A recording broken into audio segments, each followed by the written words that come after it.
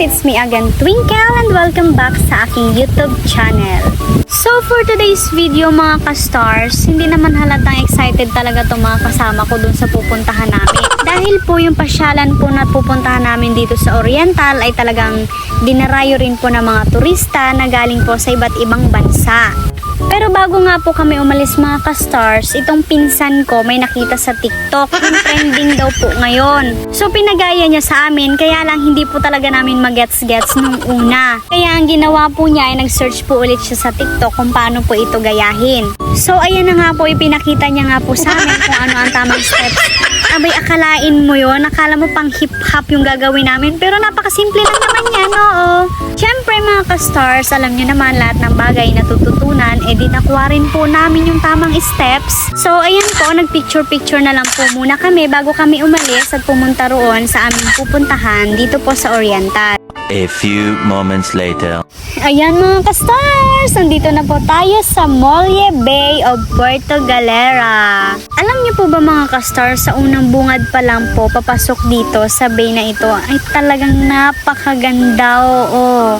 Yung feeling na ang unang bubungad sa iyo ay yung ganda ng bundok, kung gaano po kalinis yung tubig, yung sari-saring style ng mga yate dyan sa gilid at syempre doon po sa gitna. Hindi rin po mawawala na talagang makikita mong napakalinis ng paligid. Parang napaka-refreshing kung dyan ka magmuni-muni. So ito na nga po mga ka-stars, naglalakad na nga po kami papunta doon sa pinaka-spot nitong Molye Bay.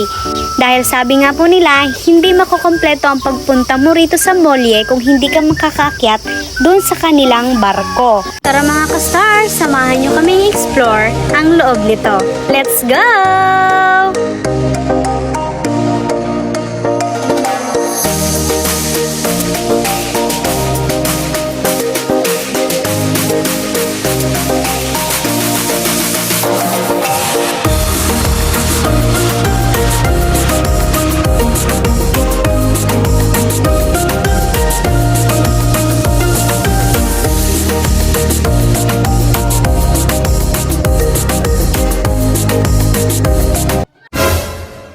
Stars, ayan, bumaba na nga po kami dahil gumagabi na rin at may isa pa po kaming pasyalan na pupuntahan. Sa mga gusto pong pumunta rito or magawi po rito sa Oriental Mindoro ay huwag nyo na pong palalampasin na hindi po kayo makapunta rito sa Molye Bay. Tara mga ka-stars, samahan nyo ulit kaming puntahan ang pangalawang pasyalan. Let's go!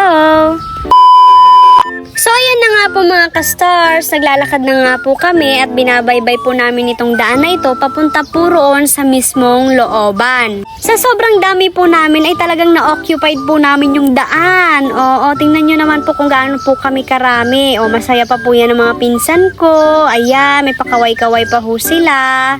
So ayan po mga ka-stars, andito na po tayo sa pinaka main gate ng White Beach dito po sa Puerto Galera. Alam niyo po ba mga ka-stars, kahit sabihin medyo may kalayuan nga po ito, papasok po rito sa looban, pero napaka-worth it kapag andito ka na po talaga. Samahan niyo po ulit kami mga ka-stars dito sa makaganapan sa White Beach ngayong gabi. Let's go!